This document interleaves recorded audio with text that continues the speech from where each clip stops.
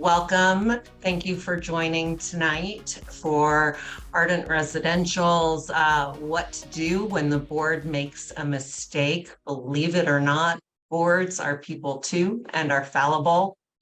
So once you've made that mistake, how do you go about fixing it? We are going to talk about some of the more common and some of the less common mistakes that boards make, and talk about some strategies for undoing or at least fixing them in the way you can with the least amount of damage. My name is Colby Shear. I'm the Director of Operations for Ardent Residential. And joining me tonight is Madeline Bader, HOA attorney with Coulter and Sierra. Thanks so much, Madeline, for joining tonight. Thank you, Colby, for having me. This is obviously a topic of law that I discuss frequently, whether it's with clients or family members or friends. And so I'm excited to be here with you tonight and with the folks we've got joining to discuss these very important issues. Awesome. It's great to have you. So before we get into the meat of this, I always like to start by reminding everybody that this is a general discussion on the topic. It is not meant to serve as management or legal advice for any particular situation for any particular community. Every community and every situation is different. So if you have a particular situation that you need guidance on, reach out to your manager and to your association's legal counsel. So let's dive right in. So some of the most common mistakes that boards make, entering into unauthorized contracts is one that we commonly see either a board member or even a committee just get a little overzealous when they've been tasked to, say, get landscape quotes. They review them, they get excited, they sign it. Uh-oh, the board didn't approve that. So Madeline, how do you advise clients generally? Of course, everyone is different, but on situations like that? Well, Colby, I think that you hit the nail on the head because you use the word when the board makes a mistake, not if the board makes a mistake. We're human beings. Everybody's going to make a mistake sometimes. And I think, we don't want to set ourselves up to make mistakes all the time. Of course, that's a very icky feeling when you realize you've done that.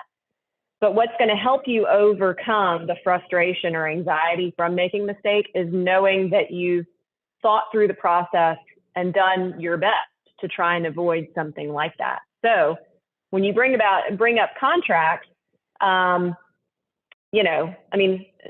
hate to say, make sure you're reaching out to the experts to review anything that might come up, but ensuring that you have followed your bylaws, that you've put together a proper process to ensure review, to ensure execution, to ensure there's no conflict of interest with that vendor, to ensure you're getting things properly voted on by the board. There is a proper way to do things. And the more careful attention you pay, the more attention you pay to that process, the more likely it is that the association will end up with a positive result versus a challenge, whether it be from a vendor or from an owner. Always best to try and follow whatever those processes are as best as possible. Yeah, very true. So one common mistake that jumps to mind outside of contracts is prohibited architectural modifications and accidental or unintentional approval of those. And it always brings me back to a story very early in my career. Had a homeowner who I had sent numerous violation letters to, finally got to the intent to fine notice that gave the homeowner the opportunity for a hearing, which he requested. So had him scheduled for the next board meeting. And when it comes to his time for his hearing, he comes and sits at the board's table and he says, "I'm really confused at why I'm here." He points to one board member and says, "I told you what I was going to do. You mentioned that you can get a discount on concrete if you buy it. So you bought me the concrete. You helped me dig the hole. And you came by and said it looks great." So at that point, I just said, "Thanks so much for coming. We'll notify you of the board's decision." And he left, and I said, "What have you done? Why would you have done that?" And they said, "It was the neighborly thing to do." And I said, "Well, he has a reasonable expectation that as members of the board, you would have, if not stopped him, you would not have assisted him in creating a violation." So for that instance, we ended up issuing him a letter saying that we couldn't approve it because it was a direct violation of the governing documents. However, given the circumstances, we were not going to require him to take it down, but that when it fell into disrepair or needed to be replaced, that it could not be replaced and he would need to fix the sod and restore it. I imagine that flagpole is still front and center in the middle of a yard in Kennesaw. Well, that is a tough situation because it's tough to hear for me, because I know that directors are homeowners too. And I think sometimes the lines can feel blurred. You know, when are you friends with someone? When are you on the board? And again, not to put fear in people, but the more you can have a process in place and have confidence in the ability to tell someone, hey, you know, if you're telling me about this architectural issue, I'm on the board and I can't have this conversation with you, or I'm on the board, so be careful what you're trying to tell me, because anything you tell me, I'm going to have to share it. I have a responsibility to the association. And it's hard because people have dogs, people walk their dogs, people go for walks in the neighborhood. Some neighborhoods have amenities. It's difficult. And I think generally people want to be kind and want to be liked, but you have to weigh that feeling with the feeling of what it would be like if you created a potential challenge for the association, because that's not going to be fun for anybody. Right. I hate to hear about that situation, Colby. Well, it's 20 some odd years old at this point, but you know, I usually just recommend to my boards that if their neighbor, if their friend is discussing changes they're going to make to their home, that you simply say, "Have you already gotten the approval of the architectural committee?" Or, "Hey, don't forget to get the ACC approval before you get started. I'd hate for you to spend any money before they have a chance to review that." And that kind of takes you out of that, "Hey, now I'm gonna lecture you, I'm gonna report you, it just puts them on Right. notice that, hey, don't forget, I'm being a good friend." I even do that in my neighborhood, and I am not on the board. I have tried serving on the board of my own community, and I just find that after doing this all day, going to a board meeting and trying to reason with people that don't want to be reasoned with. In my particular community, it just isn't, it drove me a little crazy. So now I just let them do their thing. But if I'm outside talking to a neighbor and she's talking about taking trees down, and I said, oh yeah, I'm planning on taking some trees down too. I need to get my ACC request into the management company, before I go ahead and schedule that. And she said, oh, how do you do that? I'll go to the website. You can download the form right there and then email it. Easy peasy. So I think that's one area.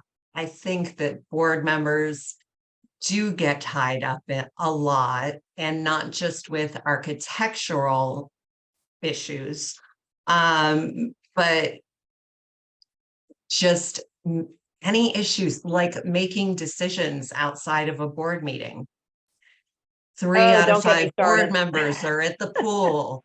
The subject of the new trees around the pool comes up, and they think it's a great idea to go ahead and make a decision.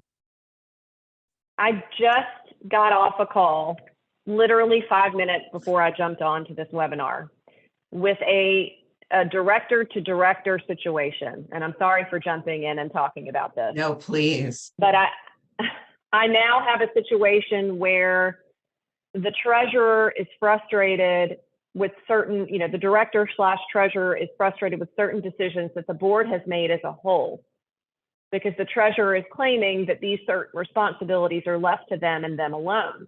Well, we're talking about contracts. The board acts as a whole. And if you voted against something and as a director and you're dissatisfied with whatever position the board has officially taken,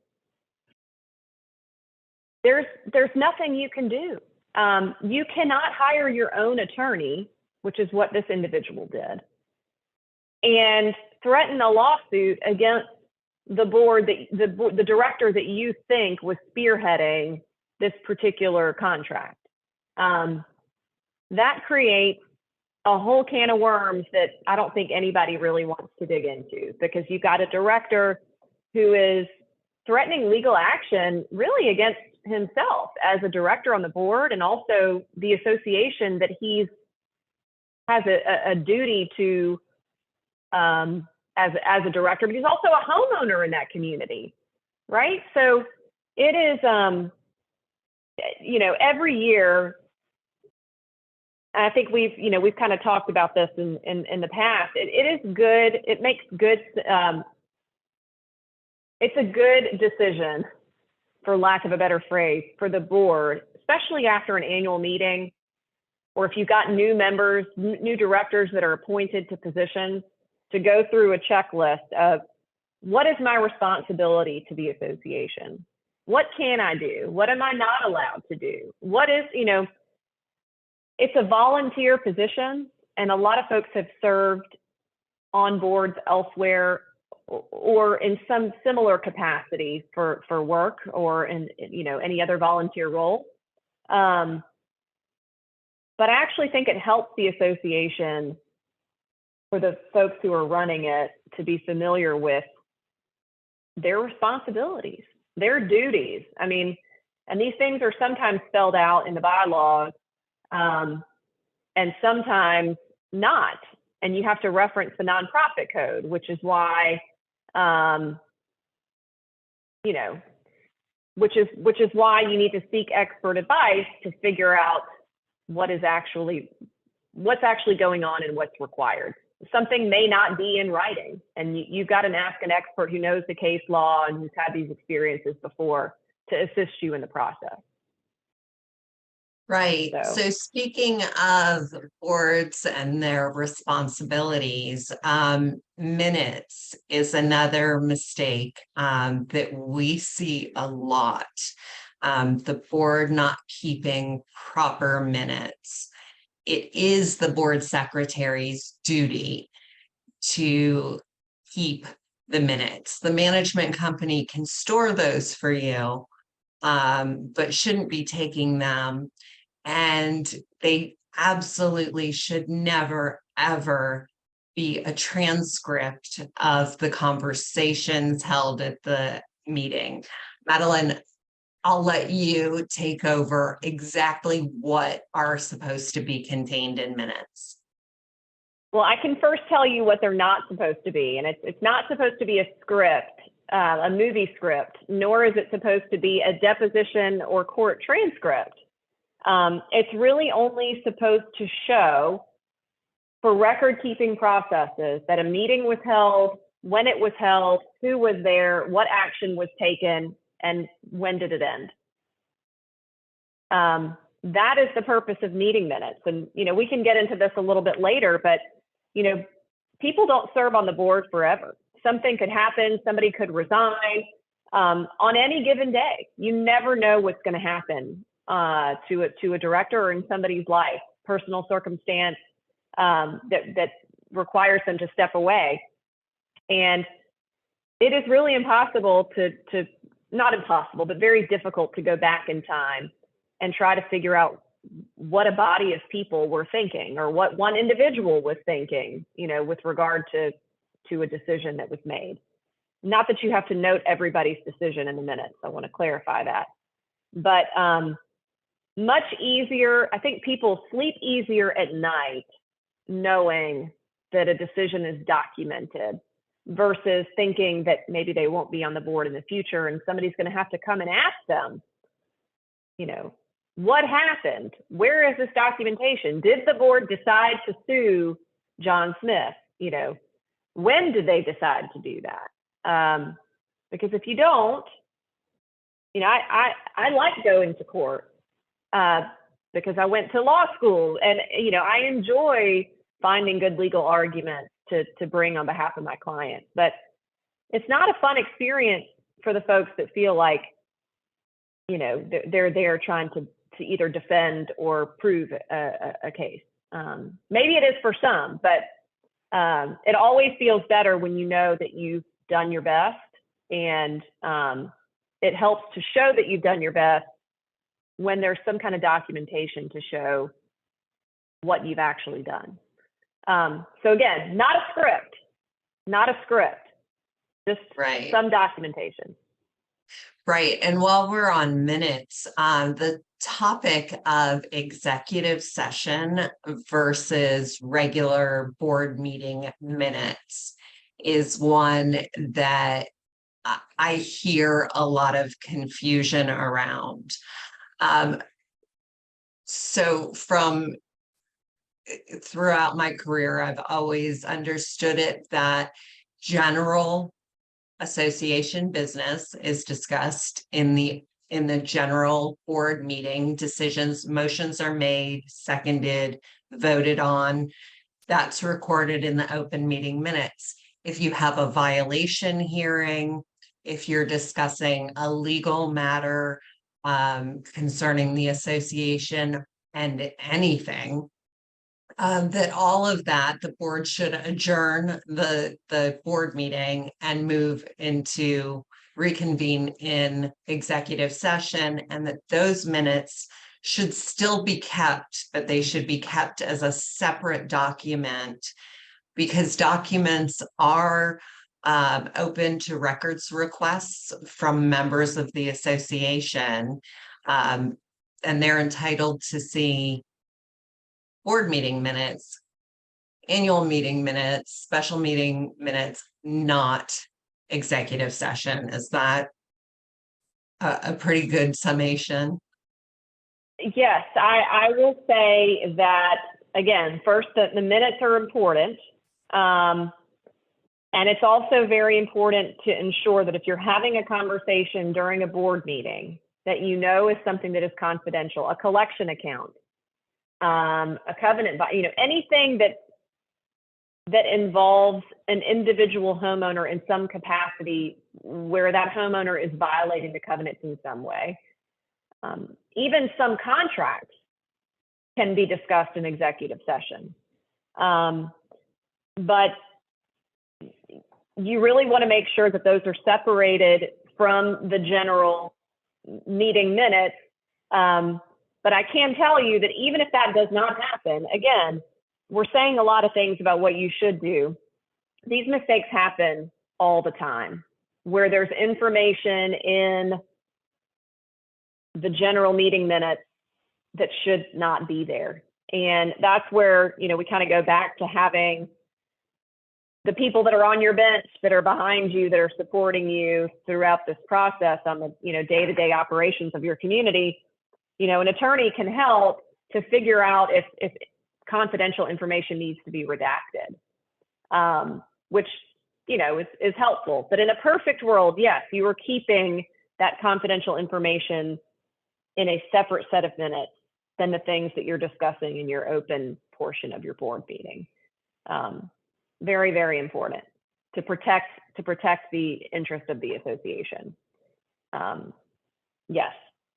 As a matter of fact, that same conversation that I had before coming on here involved the board wanting to go into an executive session to create a litigation committee to address this issue that had been brought by the treasurer. Remember that situation I was telling you about?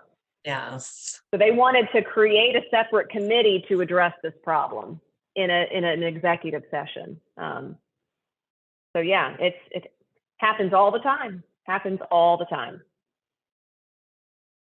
So while we're talking about minutes and meetings, most documents, so Georgia law, I don't believe requires notice to the membership of regular board meetings, but most documents do.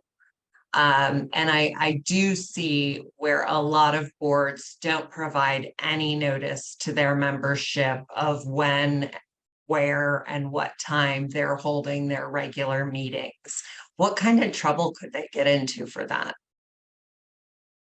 Well, I think it really depends. You're talking about director meetings, like board of director meetings, correct? Yes. I hate to say it depends, but that is a common phrase that I and many lawyers use.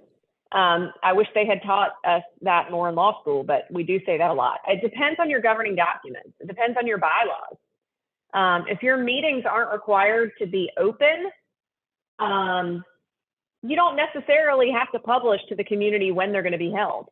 But if they are open, you have to tell people where it will be occurring and when. And to clarify, homeowners that come to that meeting are technically not allowed to participate in the meeting. They can come there to watch. They can't make a motion at that meeting because the meeting is not held for the members. It's held for the directors. It's there from a transparency standpoint.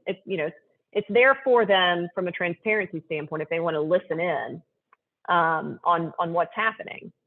And then obviously, if you go into executive session, that door closes and they can't listen to any of that portion of the communication. This brings up a very important issue, though, with action outside of the meeting, because a lot of declarations, bylaws provide the board the ability to communicate about issues and decide things outside of a meeting like that. And so what's really important is that if that happens via email, and I'm sure you don't advise this because you don't want to give legal advice, but as a recommendation, you probably tell boards all the time, hey, I see a lot of emails going around. If we're actually going to vote on something, it's fine to discuss it here, but let's document it. Let's document that vote in the meeting minutes at the next board meeting. So I think action outside of a meeting is a topic about which a lot of questions have come up, obviously, since COVID in the last few years, and since that's becoming this digital age. When I started in this industry, all of our meetings were in person. Not everybody had a computer in their home, so it was not common to be emailing back and forth with the board. In fact, I remember the first board member that got a computer, and so she got herself an email address. and she would just send me jokes all day because she didn't really know what to do with this email thing. And I finally said to her, I love the jokes, but I'm at work. Could you limit it to no more than 2 jokes a day? I love a good laugh, maybe one in the morning and one in the late afternoon. But so you'd have your board meeting, you would come out of it with your action list, and that was what you spent the next month doing until you went to the next board meeting and reported on the progress of all of those things. And as beneficial as technology has become to this industry, it's also made it very convoluted in trying to keep board votes to a meeting, or at least recorded properly in minutes, and keep records of what's happening when there's, sometimes 30 emails a day from each board. Oh yeah. Oh yeah, So it's a that's lot. a And challenge. yeah, and you bring up a good point with the emails. Oh, what You did you know, call them earlier? I said that, yeah, E stands for exhibit. The E in email stands for exhibit, which sounds like a joke. But it's a good way to remember when you're typing something in that email. Think about the fact that it's not just an email, but it could be an exhibit. And it could go up in front of 12 of your peers that are sitting in a jury box, that you might be on the stand, not to scare anybody, but you might have to read from that email, or that email could be flashed up, on the screen when you're in court and you're sitting at the table with the association's attorney and you're there on behalf of the association. So anything you write as a director those are documents of the association. And so that brings up the point of not using your personal email address or your work email address. I was going to say, sure as heck, not your work, because you don't want your employer involved in having to produce documentation for litigation about your homeowners association and having to give company email access. Yeah, That's a mess. we had a director, we had a board one time. I'm not going to name any specifics, but we have a lot of clients, so nobody would know who this was anyway. But there were 4 directors on the board, which made things obviously very difficult, because 2 directors were kind of on the same side and 2 directors were on the other side. So they could never get an agreement on anything. And it kind of turned into a little bit of a, I don't want to use the word battle, but one side was challenging the other. And at some point there was some litigation that ensued from this. And a request was made for emails, a document request, a third-party discovery request was sent to one of the director's employers for all of his work emails, so that the lawyer could try and get around the attorney-client privilege, to get emails that would have been privileged, but because it was through his employer, maybe they could somehow circumvent that objection, that privilege. We were able to stop stop the release of those records, but again, better to just be on the safe side, utilize a board email address, and not your work email address. And I know, some people hear that for the first time and they think, oh my goodness, what do I do now? I've been doing this for years. Stop now, make the switch, make everybody go through that board email address, or something that's affiliated with the board. So. Yep.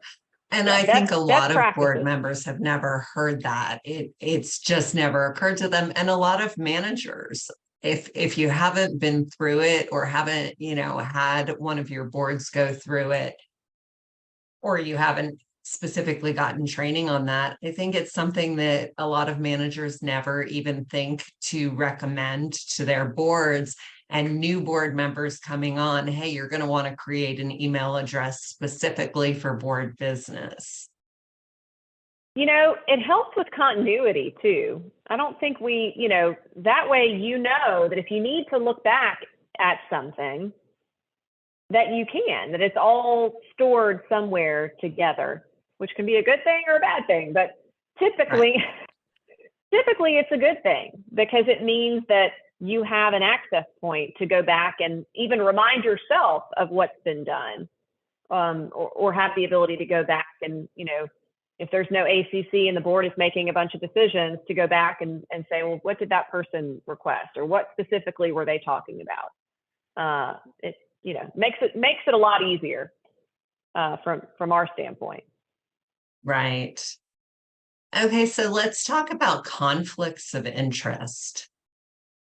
There's such a wide variety of things that can be conflicts of interest. It's always, they're the very obvious ones. The board decides they need a new landscaper. It just so happens the board president has a landscaping company. So he says, hey, I'll do it for for 10% less than our current landscaper is doing it. He's disclosed his vested interest in that, his conflict. At that point, does he just need to bow out of the conversation?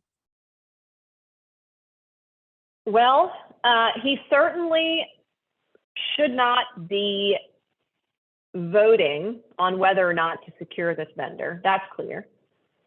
And I think there's some argument as to when the person needs to bow out of the conversation.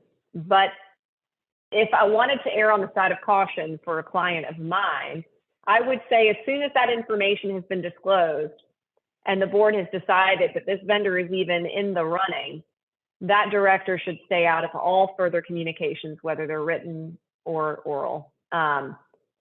It just makes the most sense. Otherwise, there could be a sense of impropriety.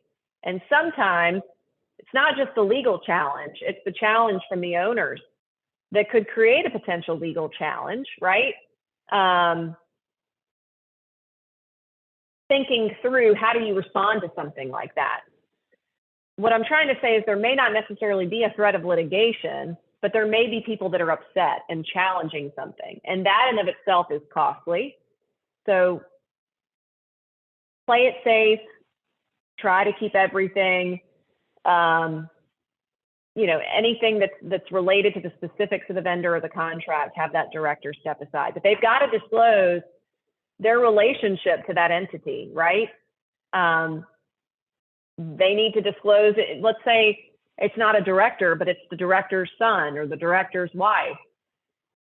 They need to disclose, whoever that is, what their relationship is with the entity as well. And I would say in that situation, to me, because of the direct relationship between the director and whomever that person is and the company, I would say to avoid impropriety, even take a step back in that situation.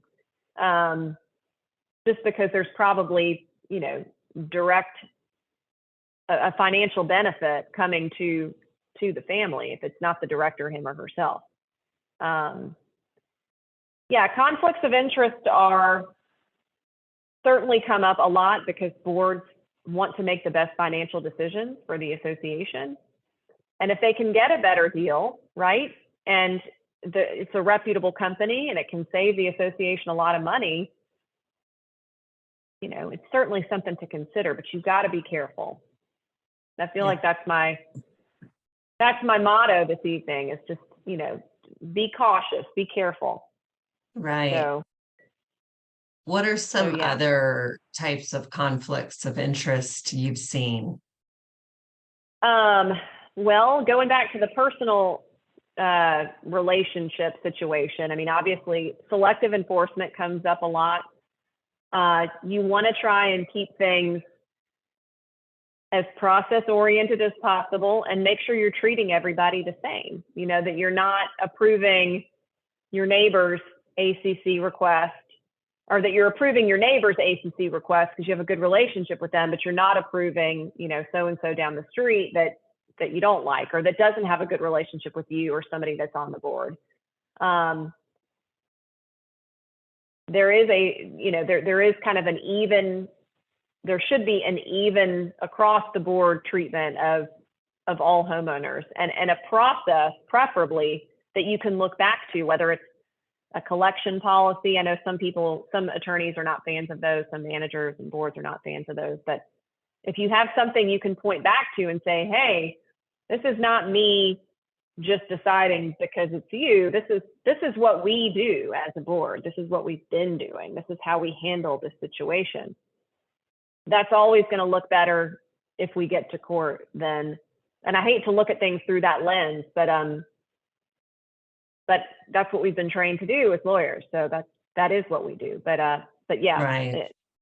Yeah, I had a manager come to me recently and express concern because one of her board members kept submitting a parking violation about a neighbor, and it's a parking and noise violation. So she's saying the neighbor is purposely parking his car right outside her bedroom window and then setting the alarm off at night.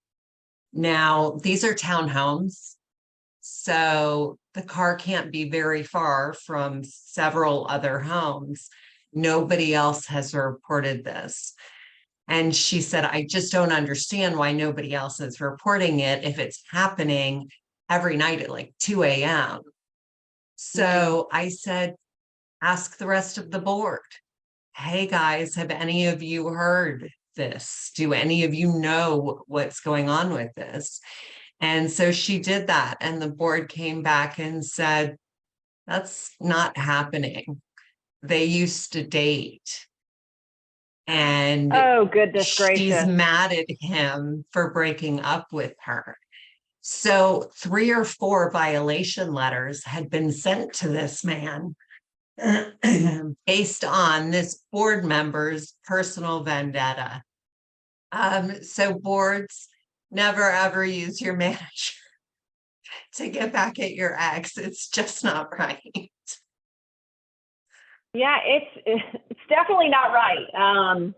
Yeah, that's not the messenger that you want to utilize. When you're on a board, you're serving as a director on a corporation, right? You're a volunteer, but homeowners associations and condo associations are nonprofit corporate entities under Georgia law. And so your decisions matter anyway, just because you're doing something and want to seem professional, but there's a certain, code of ethics, a standard of conduct that when you're accepting this position, you're agreeing to uphold. And nobody thanks directors enough. I mean, I have to be honest, the hours and the genuine just care for the community that directors put in and day out is huge. And if I go to an annual meeting and, questions are just coming from all over the place and nobody stands up at the end and says, thank you, I feel like I owe it to the board to say, and even to the managers, like, thank you. You especially in advance of that kind of meeting, the preparation sometimes can be overwhelming. But yeah, you have to remember, it's not just your friend. You're serving on the board as a director of a nonprofit corporate entity in Georgia. So, right. And that corporate entity could actually be named in a lawsuit for harassment if fines were imposed, and if the letters keep going. It is harassment if it's not true, and it really opens up the risk to the entire community. Yeah, and the funds of the community, I say this a lot, not that this would change somebody's decision making, but this is not just a freestanding corporate entity where funds are coming in from all kinds of places. The funds of the association are from the members. And if there aren't enough, the members have to utilize their own personal funds to fund whatever the association is doing. That's a responsibility that they took on by buying into a community that had a set of covenants. So, Right. Every time I give one of these classes or, do one of these talks or classes, I get at least one person that emails me and says, "Oh my goodness, you just scared everything out of me." And that is not my goal. What I said to the last person who told me that is, the goal is to, in the same way that, and I hate to use this analogy, but a child going to school for the first time, or somebody going to, a new place for the first time, you're going to scope it out. You're going to, you're going to a new restaurant. You're going to look at the menu first. These things take away, if you do a little bit of research, you prepare yourself for the potential fear that might come. You're not going to feel as frozen in the moment, because you'll have the ability to know what's coming, or you'll know more about what's coming. So hopefully I don't get any of those emails after this. We'll see. Right. Yeah, hopefully. All right. So some of the less common, but still common enough that they should be mentioned, mistakes that I've seen are they kind of go hand in hand, though they're not always used together. Theft and collusion. You can't really call that one so much a mistake, except for if somebody's getting away with it more than one time, the board is not engaged enough in what's going on in the community. So I'll give an example, and actually this board caught it really quickly, with the help of a homeowner, had a board member, a board president, that was apparently having his boyfriend send invoices to the association for work that wasn't being done. After seeing 2 or 3 of them, the board treasurer went over and started examining these things that were supposedly done, and no work had been done to them. So he called the management company. It was years ago. I was with a different company. Called the manager and said, "Hey, you've approved a couple of invoices to this company, but I don't know who this company is. Do you have their certificate of insurance?" And the manager said, "No, I don't. The president sent those over, and when I asked for that information, he said, 'Don't worry about it, just pay the invoices.'" So I get a call from that board, and they're livid. They now have somehow amassed proof that this is the board president's boyfriend submitting false, fictitious invoices. So I hung up with the board. I called the board president and said, "This is what I'm being told. Is it true?" He had the good grace to say, "Yes, it is." And I said, "You made my first thing, you're going to pay it back, every dime, and you're going to resign from the board, or we're going to call a special meeting, tell everyone what you've done, and have you removed. And how dare you put my manager in that position?" Yeah. So he no, he did not resign. Actually, we did have that special meeting. We had to have, we called in an attorney that we knew she looked probably a lot like you, looks so sweet and so kind, and she is, but she gets up there at the podium at what she knows is going to be a difficult meeting, and she owned the room. Nobody spoke out of turn. She handed out directions on the conduct, in advance. It was wonderful. But, she really helped walk them through, what steps needed to be done to stop further damage, to correct the damage that had been done. And it's not always in the best interest of the association to notify the entire association of a board's mistake.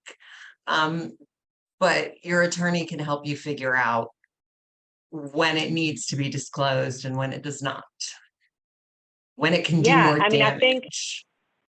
I think that the key there is knowing that you have to move fast. As soon as you know something, you need to be talking with the experts about what to do. Don't just sit on the information because you're worried about something.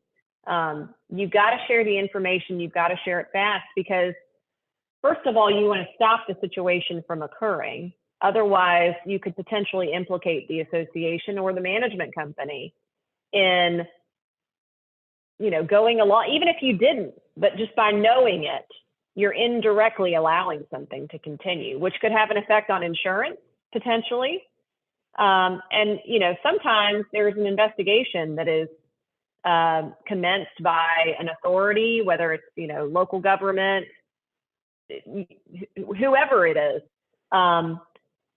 You want to make sure that you're not doing anything to hinder the ability for all of those things to occur. You don't know, do you have to file a police report? That's a business decision for the board. But we recommend that,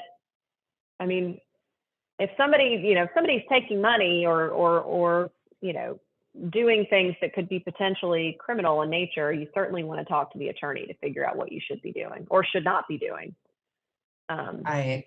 Yeah, one of the biggest, I think, board mistakes that jumps to my mind is years ago, again, not a current association we manage, but we had a board and we have at our current, at Ardent, we have boards that like to keep some reserve funds in a separate account that all the board has immediate access to.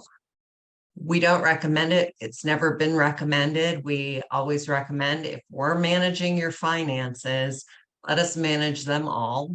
But it's the association's money. The association voted for this board to be the fiduciary. So if the board decides to keep a separate account, certainly they can do that.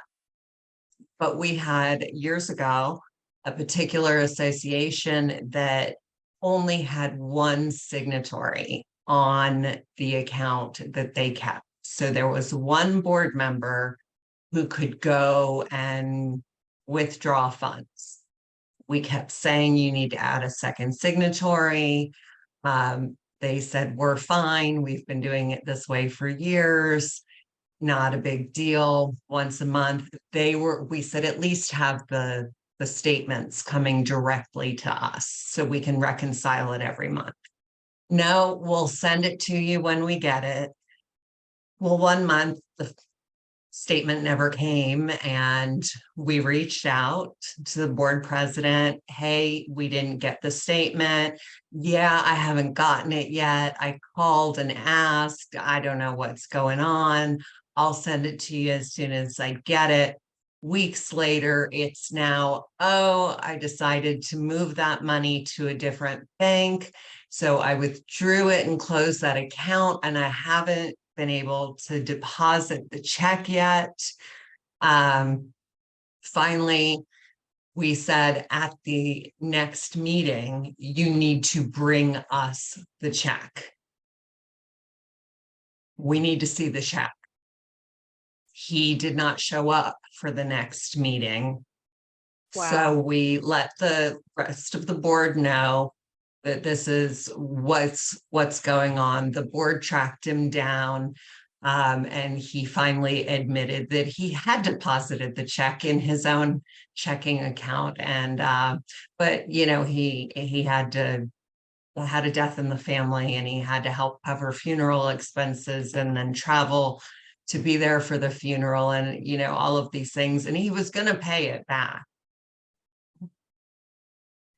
You can't borrow money from an unwilling source, and you certainly can't borrow it from a not-for-profit corporation.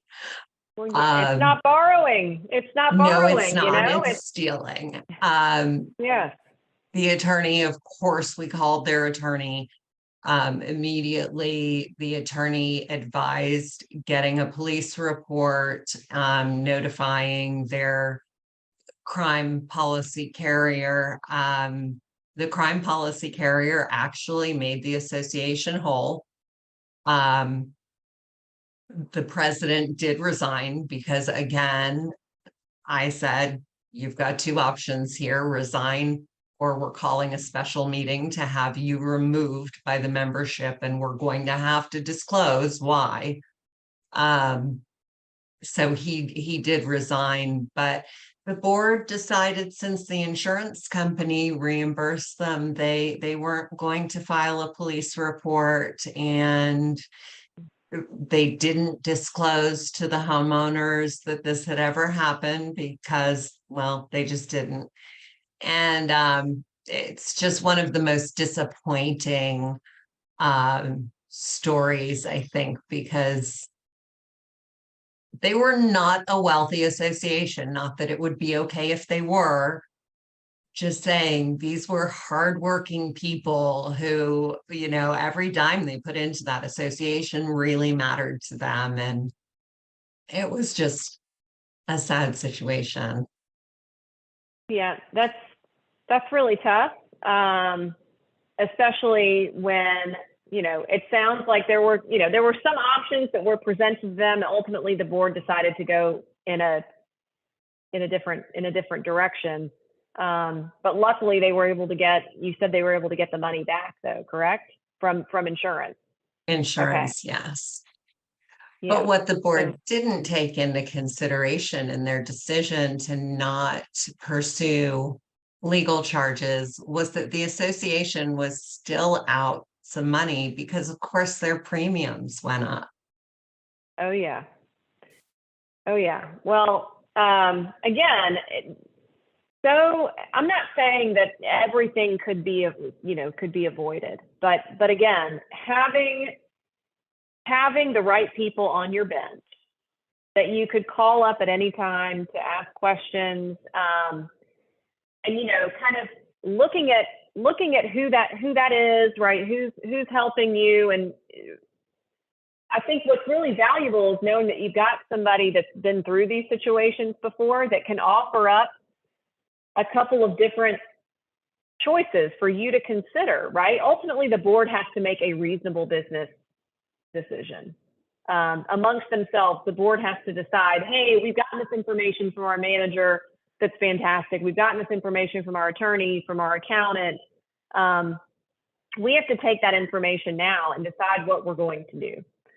And I think what makes people on boards feel most comfortable with an outcome and less frustrated or less scared is that they did their best and that they made a reasonable business decision that was not based on their personal relationship with someone or their personal feeling about an issue. So again, processes help. The other thing that helps, I've touched on this a little bit before, is, kind of having not to think that every situation is going to turn into a litigated situation, but having a regularly occurring check-in in the same way that you maintain a home or you maintain, your car or anything else that needs to function properly to avoid potentially something that's going to be very costly, is to check in, look at your contract, look at your insurance, make sure you're familiar with when that renews and talking to the folks that you need to talk to in advance of that. And then making sure that anybody, like I said, who comes onto the board knows as much as they can about what the role entails, because that's helpful. And we see that helps bring about more positive results for the association if there ever is a challenge. Right. And one last thing I want to touch on really quickly before we have to go is shopping your experts. That is a huge mistake. Now, I'm not saying that you don't maybe interview attorneys before you select which one you want to represent your association, or that you don't get quotes from different insurance professionals. What I'm saying is, once you have a professional selected, don't go shopping legal opinions. It's not a good idea. I had an association that had two attorneys on retainer. This was really long time ago. They told me one was for collections and one was for a lawsuit that they had going on. Okay, that's reasonable. That could happen. But then when their general counsel presented them with an opinion that they didn't like, they asked me to go to their collections attorney. Had they given different advice and then you just picked the one you liked? Yeah, if that had been me on the other side, I of course have a responsibility to give advice to my client. But if I knew that there was another attorney giving advice, that would concern me for a couple of reasons. I know we only have a couple minutes left, but from a privilege standpoint, if you're sharing information with another attorney, it's going to make it very difficult if one of the attorneys has to make an argument that that information should be confidential because it was a conversation between the client and its attorney. Well, which one is the attorney? And if they're not at the same firm, that's really going to create a big question. And I mean, in the same way that you can't have, you can't have two accountants that are working on, your return at the same time if they're at different firms. Like there's one attorney that you're relying on for legal advice, and if you don't like that attorney, then you need to. If you're not heeding the advice of the attorney, or at least considering that attorney's advice, you probably want to consider thinking about somebody else. But a lot of the folks that are in this industry have been in the industry for a long time, and I think what's really helpful from any expert, like I said, is giving advice that's not just one answer. You're giving options and outlining what could potentially happen depending on the option that you choose. I find that that's very helpful to clients because they want to think through what's going to make the most sense for them based on all the information that they know. Absolutely. Well, I think our time for tonight is about up. Are there any last questions from attendees? If so, please type them in the box. We've got about, I think, 30 seconds before we sign off, but if it'll let us stay on, we certainly will. Necessarily community meetings to see how the community feels about undertaking urgent maintenance needs or big maintenance needs. The board's duty, I'm sorry, it's early.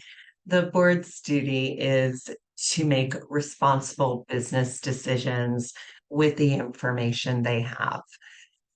Inaction usually comes from fear or uncertainty of what they should do.